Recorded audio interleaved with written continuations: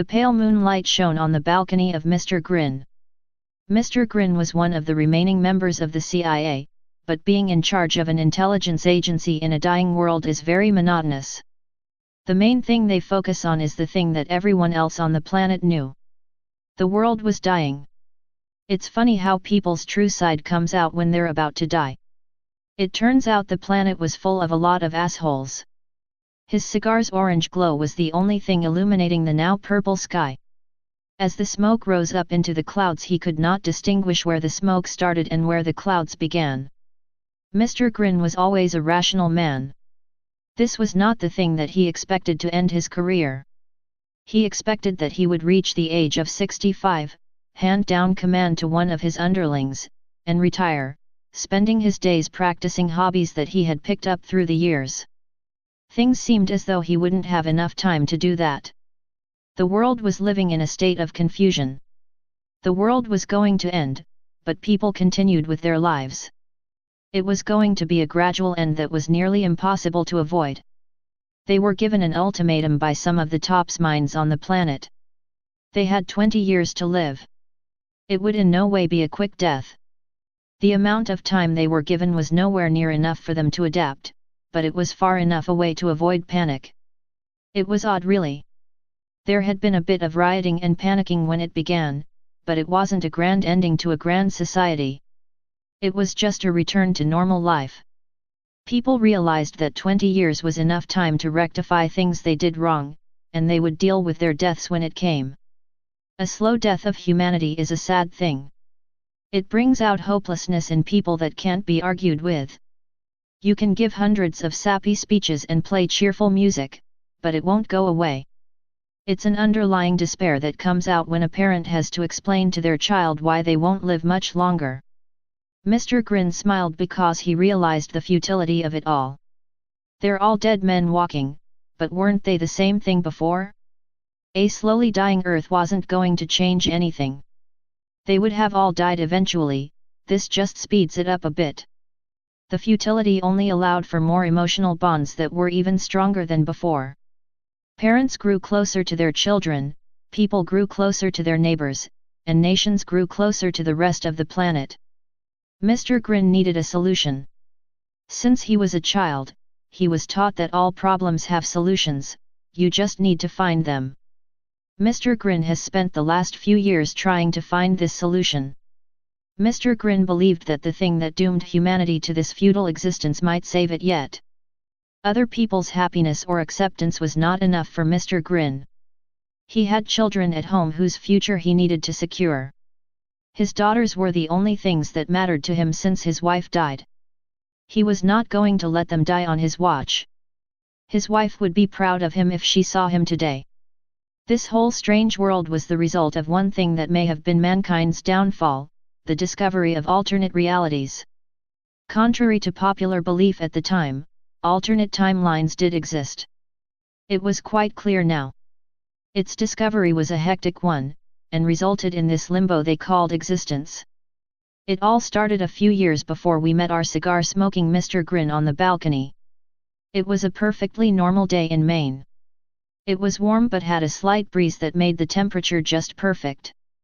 The summer had hit and most of the children were out of school already. It was a period of late June where most students were out, but some lagged behind. Many kids from other parts of New England went up to Maine to cool off. It was warm for the first few hours, then began decreasing. The temperature eventually reached a low level that meteorologists did not expect. The forecast was for sunny days for the entire week. This did not catch anybody by surprise because trying to predict the weather is like 4-year-old trying to decipher Einstein's riddle. As temperature dropped, storm clouds began to form. The clouds looked ominous, so at this point many beachgoers had already left. though many lagged behind in hopes of the rain to stop. This was a cataclysmic mistake.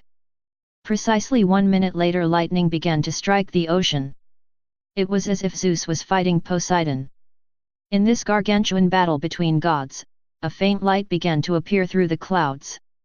This light was mistaken for a sign that the storm was clearing, but was something much worse.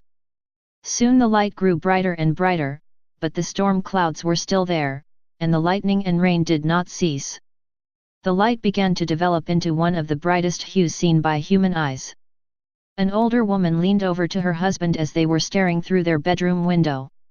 She said in an awestruck voice, "It looks like the Lord Almighty is opening his gates." The older man snickered and replied, "You think I'll get to meet Saint Peter?" His joke wasn't very funny, and you could tell by the look on his wife's face.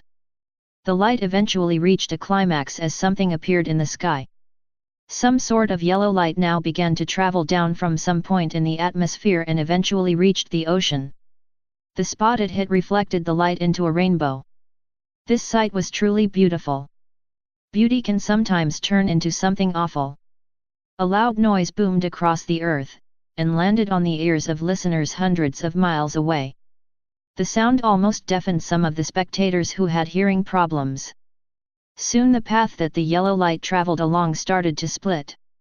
The light was almost like a zipper. People wondered what could be behind such unimaginable beauty. As the light opened up, it appeared as if they were looking through the now circle of light. It was just ocean.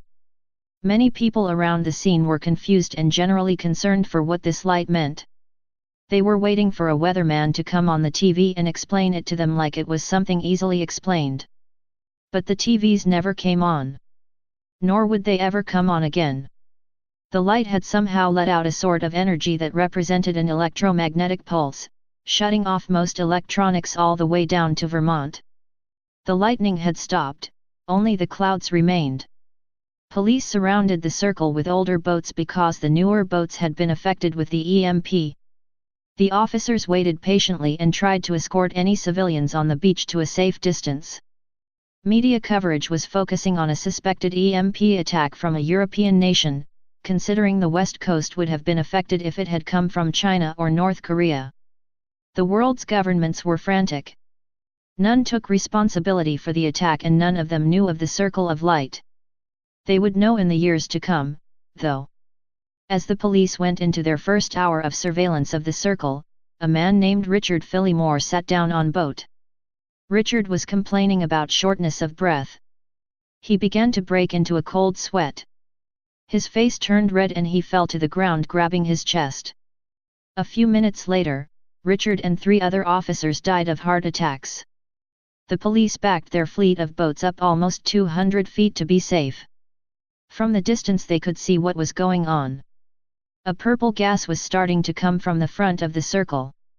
The gas was completely invisible from the back of the circle, and the boats in the back of the circle were completely invisible to people in front of the circle.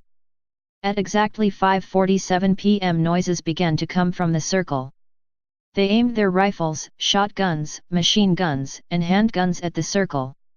A few minutes later at 5:56 p.m. it started. From the front of the circle, officers saw a large black cloud approaching from miles away. The officers from the back did not see anything in the distance. As the cloud came closer they saw something coming closer. They thought they were a fleet of planes at first, and they prepared for a possible attack from a foreign government. But that was dismissed when it was seen that they had not already fired. Next it was theorized that they were birds flying in a pack. That was debunked due to the sheer number of objects and the peculiar shapes of the objects. Soon the clouds began to part and the things began to shine. They were silver-hued and flying faster now. They gleamed in the sparkling sunlight. A trumpet sound emanated from the front of the pack. The officers at the front of the circle heard screeching. The time was 6 p.m. It was 6 p.m. when the invasion started. The creatures in the front of the attack carried 6-foot-tall spears and were suited in silver armor. The creatures demolished the police resistance and began on a campaign down the east coast. Their armor was tough, but not tough enough to stop bullets. It surprised them that these creatures were able to discover this kind of technology, but they were still unable to compete with mankind militarily.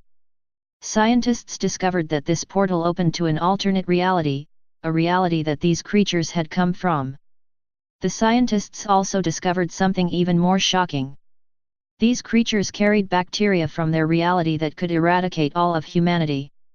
They could not discover, however, the source of the portal.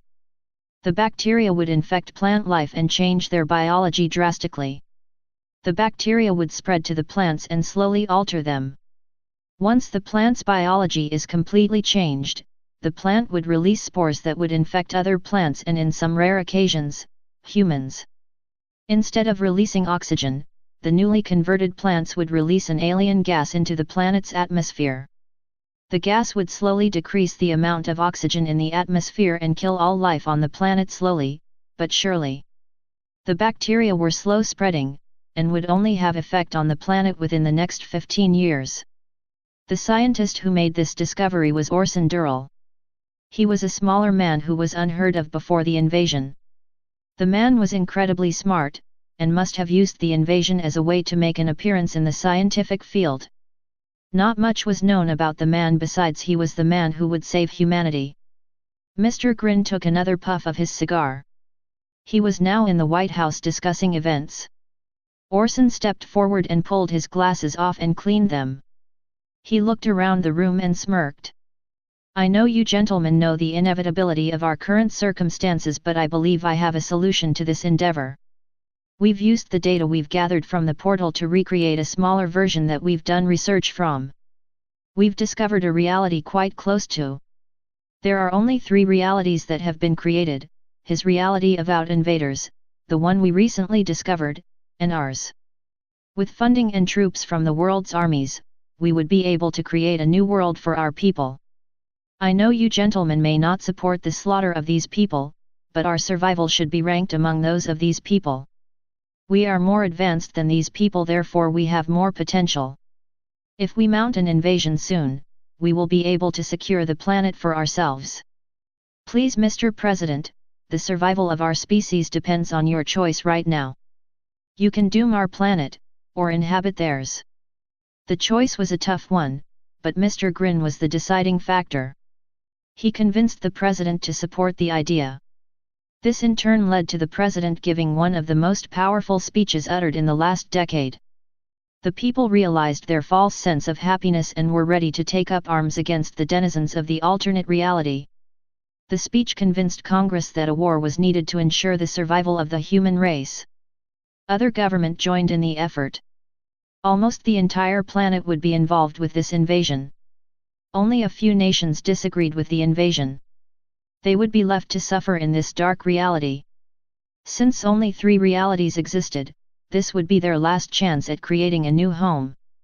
The planet was very similar to theirs, only a few differences. There was one war they did not share, they seemed to have a few different rulers, and there was one major difference. They had a different name for their planet. The denizens of the alternate reality called their planet Earth. Stay paranoid, my friends.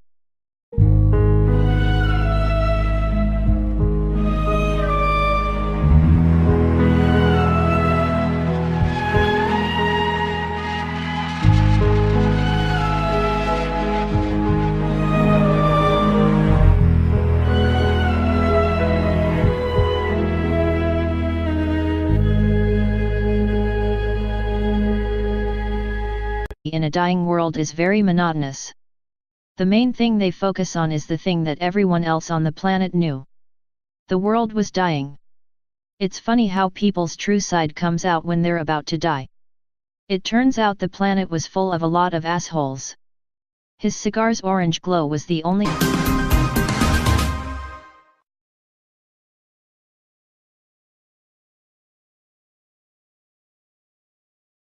The pale moonlight shone on the balcony of Mr. Grin. Mr. Grin was one of the remaining members of the CIA, but being in charge of an intelligence agency, hand down command to one of his underlings, and retire, spending his days practicing hobbies that he had picked up through the years. Things seemed as though he wouldn't have enough time to do that. The world was living in a state of confusion. The world was going to end, anything illuminating the now purple sky. As the smoke rose up into the clouds, he could not distinguish where the smoke started and where the clouds began. Mr. Grin was always a rational man. This was not the thing that he expected to end his career. He expected that he would reach the age of 65,